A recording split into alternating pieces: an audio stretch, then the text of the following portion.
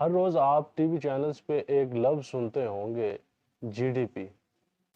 آخر یہ جی ڈی پی ہے کیا؟ تو آئیے آج جاننے کی کوشش کرتے ہیں کہ یہ جی ڈی پی کا آخر مطلب کیا ہے۔ G D P stand for gross domestic product.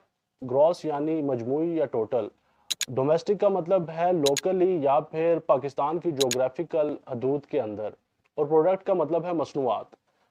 Urdu میں جی ڈی پی کو مجموعی ملکی پیداوار کہا جائے گا۔ ایک سال کے عرصہ میں ایک ملک کے اندر بنائی جانے والی تمام پروڈکٹس اور سروسز کو بیچ کر جو پیسہ کمایا جاتا ہے، اس کی مالیت کو جی ڈی پی کہا جاتا ہے۔ مثال کے طور پہ آپ ایک ایسے کار شو روم پہ جاتے ہیں جو اپنی گاڑیاں پاکستان میں ہی مینوفیکچر کر رہی ہے۔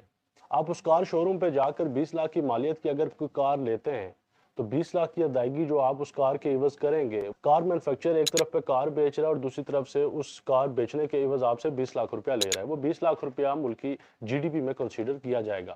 دوسری طرف بات کریں اگر سروسز کی، مثال کے طور پہ ایک آئی ٹی کمپنی ہے جو اپنی سروسز بیچ کر سروسز کے عوض جو پیسہ کما رہی ہے، وہ ملکی جی ڈی پی میں کنسیڈر کیا جائے گا۔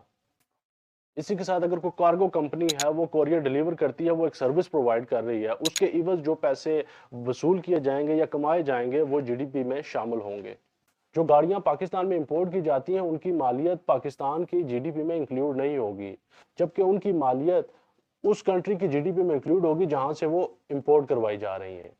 تو کسی بھی ملک کی اکانومی کو دیکھنے کے لیے جی ڈی پی ایک بہت بڑا فیکٹر ہے جس کو دیکھا جاتا ہے کہ اس ملک کی اکانومی کی گروتھ کتنی ہے، اور جی ڈی پی کو دیکھ کر اندازہ لگایا جا سکتا ہے کہ آیا اس ملک کے اندر جی ڈی پی گرو کر رہی ہے یا پھر وہ مائنس میں ہے۔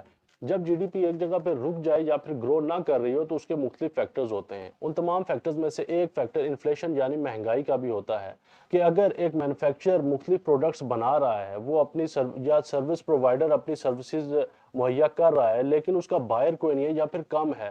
ایسی صورتحال میں ملک کی جی ڈی پی گروتھ کے کم ہونے کا اندیشہ ہوتا ہے۔ اس کی وجہ یہ ہے کہ اگر مارکیٹ کے اندر پروڈکٹس اور سروسز کی سیل کم ہوگی تو مینوفیکچررز مارکیٹ کے مندی کا رجحان دیکھتے ہوئے پروڈکشن کو بھی گھٹا دیں گے۔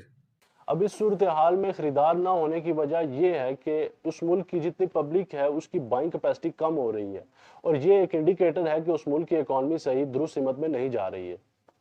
آج کی ویڈیو کے اختتام پہ میں آپ کے لیے ایک سوال چھوڑے جا رہا ہوں۔